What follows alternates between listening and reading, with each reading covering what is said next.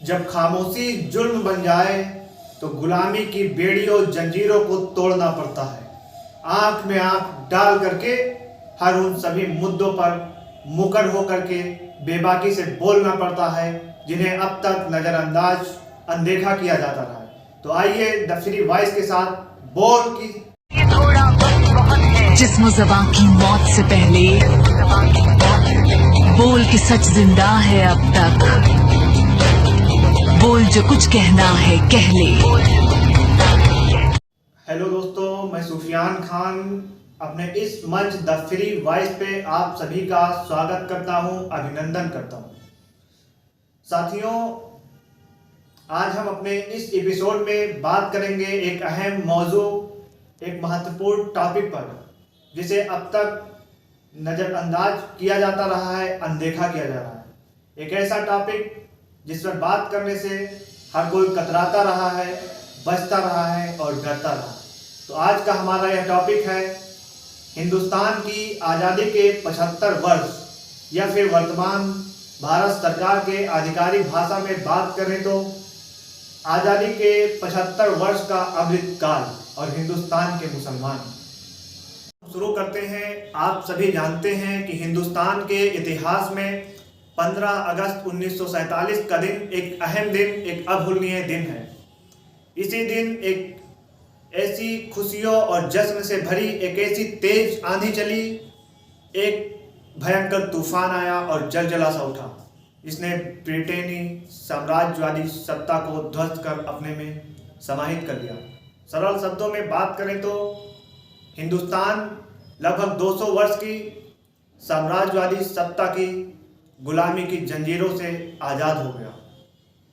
साथियों, आप सभी यह भी जानते हैं कि यह आज़ादी भीख में नहीं मिली या खैरात में भी नहीं मिली। इसके लिए लाखों भारतीयों ने अपने जान माल की कुर्बानी पेश की। हर धर्म, जाति, संप्रदाय, भाषा, क्षेत्र, मजहब, व्यवसाय से जुड़े लोगों ने अपने हितों की चिंता को छोड़ करके समाज और देश के हित के लिए जालिम सत्ता के खिलाफ संग्राम किया।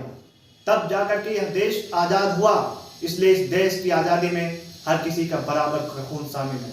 इसलिए जब देश आज़ाद हुआ तो उस आज़ादी में सबका हक बराबर का था।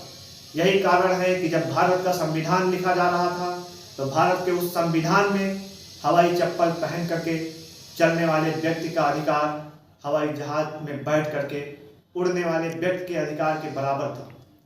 भारत के संविधान में जाति, धर्म, संप्रदाय, भाषा, लिंग, क्षेत्र इत्यादि के आधार पर किसी भी भेदभाव को प्रतिबंधित किया गया, उसे रिस्ट्रिक्ट किया गया और भारत को एक पंथ निरपेक्ष, निष्पक्ष राष्ट्र घोषित किया गया।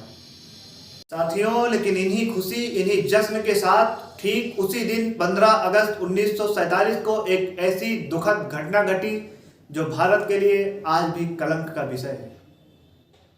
हिंदुस्तान पर एक ऐसा तीर मारा गया जिससे हिंदुस्तान आज भी घायल है।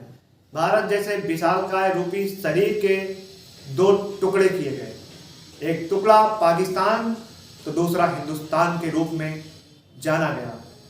साथियों, यह महज टुकड़ा नहीं था, भारत की भावनाओं को फाड़ा गया था और इस बंटवारे का असर यह हुआ कि धर्म के आधार पर दंगे शुरू हो गए। बहुत सारे निर्दोष जो हिंदू धर्म को मानने वाले लोग पाकिस्तान में थे, उनको अपनी जमीन, घर बार छोड़कर हिंदुस्तान पलायन करना पड़ा। ठीक इसी प्रकार से हिंदुस्तान में रहने वाले मुसलमान अपनी जमीन, घर बार, जायदाद को छोड़ करके पाकिस्तान पे जाने के लिए मजबूर हुए। इस सभी प्रकरण के दौरान भारी संख्या में दंगे हुए, लाखों लोगों को अपनी जान गंवानी पड़ी। भारत जैसे पंथ निरपेक्ष देश में कुछ हिंदू सांप्रदायिक ताकतों जैसे हिंदू महासभा, राष्ट्रीय स्वयंसेवक संघ, इन लोगों के द्वारा इस विभाजन, इस बंटवारे का दोषी महज मुसलमानों को माना गया। और यही कारण है कि हर तरीके से साजिशन मुसलमानों को भारत में निशाने पर लिया जाने लगा। उनको यहाँ पे रहना, उनकी सुरक्षा, उनके खाना पीना, एक गंभीर समस्या का विषय